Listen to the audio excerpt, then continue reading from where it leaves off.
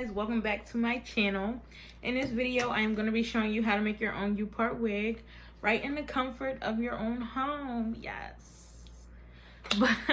So U-part wigs were the first wigs that I ever learned how to make.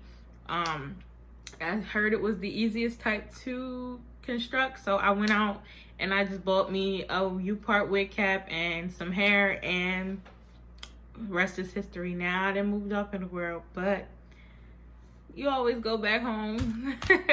So this video, like I said, I'm going to be showing you how to make your own U-part wig.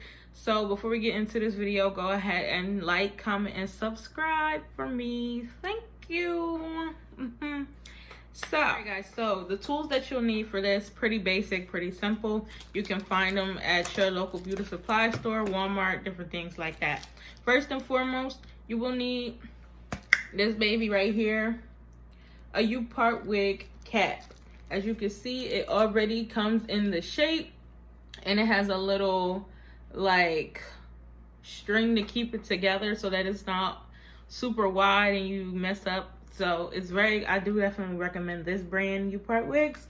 And it also comes in the back with adjustable straps, so you can tighten it or loosen it as needed.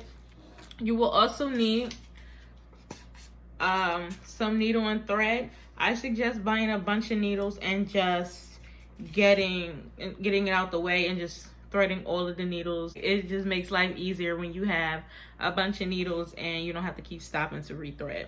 So you will also need some type of head to like put it on. So you can either get the foam ones that are at the hair store, or you can get like on Amazon or something. Some hair stores carry it, but the wig canvas blockhead, I love this thing. It looks a little rough right now, but it's just because we've been through so much together. But this is my baby right here. So yeah, I do definitely like those better than the foam heads. It's just sturdier, and I do have a wig tripod, so I make it easy on myself as well doing that for the U-part wigs or any kind of wig I want to make. You also will need the basics of brush, a comb, some clips, keep the hair out your way, different things like that. I would suggest some scissors so you can cut the thread as needed, say you need to do that. You will also need some pins to keep it together. Now you could do two options. You can use regular pins that are like what you would use for sewing clothes and different things like that for a sewing machine, or you can use what they call T-pins. Now the T-pins, I don't really like that.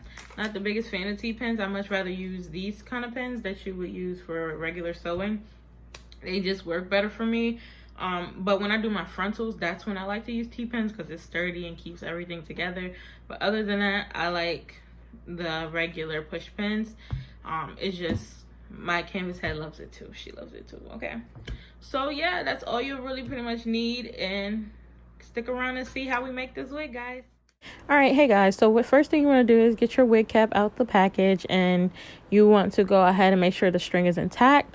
You're going to put it on your wig head. You want to make sure the piece with the string and the U is on the front/top, and then you want the flap to be in the back of your wig head. As you can see here, everything is straight. I have the string on the center line of the canvas blockhead, and then I have the back of the cap as well. Make sure that they're lined up with the lines on your thing. Okay guys, so now it's time to pin the hair onto the wig head. You want to put one on each side, pretty much where the lines are. For me, sometimes I'll just add in a third one in the middle just to keep everything together and from falling apart. Okay, so for the next part, I like to stick the needle underneath the track. However, when I am at the very beginning of a track, I always stick it through the track and then onto the cap, so that way it is more secure. And then I go in, I stick the needle underneath the track going forward, and then I loop at least 2 to 3 times. So you take the part that is where it's connected to the needle and you wrap it around the needle 2 to 3 times and then pull. That is how you get your loop. So as you keep going up the head, you're going to continue to do that process of sticking the needle in underneath the track, taking the part that's connected to the needle, wrapping it around 2 to 3 times and pulling. And that's getting your tight knots, and that's how you're going to continue to do that all the way through.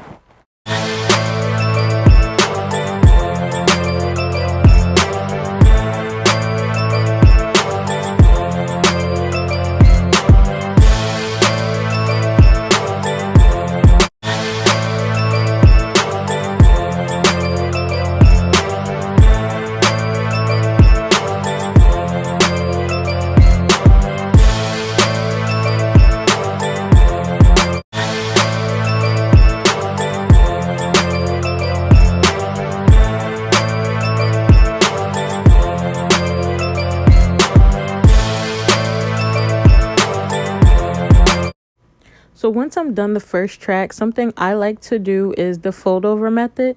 So I actually just fold the track over, pin it down, and then sew it going the other direction so that it just looks fuller to me when doing that, especially with a U-part wig. If I'm not going to be double wefting it. So that is definitely a way to get it to look a little fuller if you don't have that many bundles.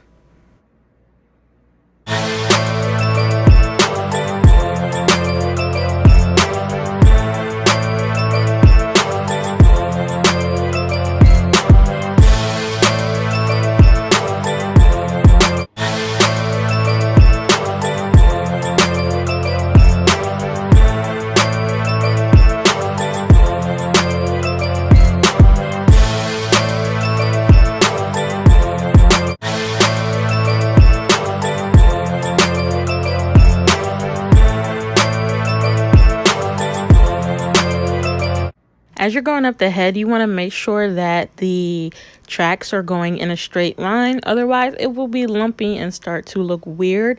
So you just want to go ahead and make sure everything is going at least in a straight line.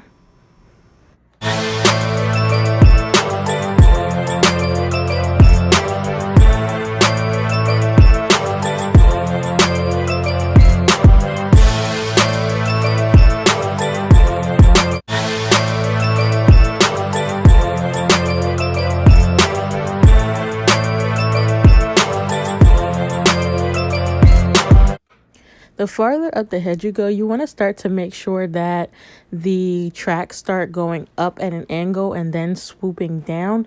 That will allow it to look a little bit better when it gets toward like your head. It'll fall over your face better than looking like a straight line. So as you go up the head, you want to just continue to make sure that it goes on a slant and then curves back up like the shape of a head.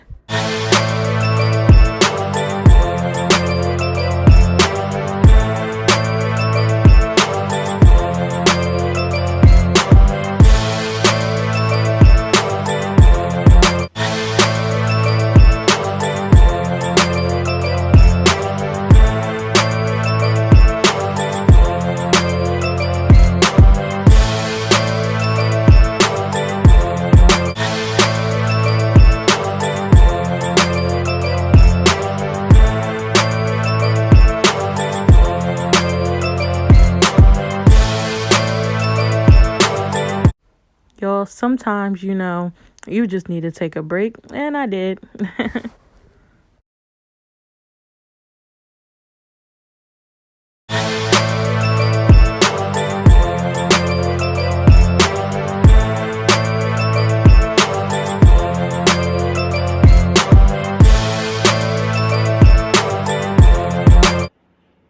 Once you get to the top of the head, you want to just keep making sure that everything is lining up and is even on each side.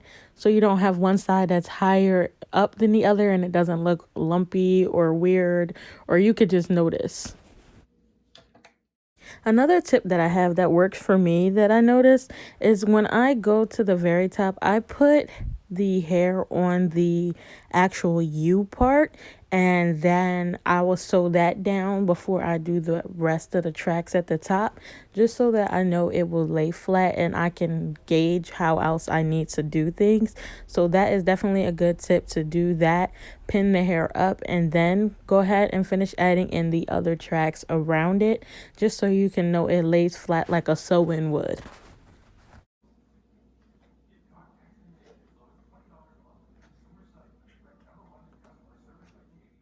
After a little bit of time just doing this was the end result. I did wet the hair a little bit just to bring out the curl pattern a little bit more.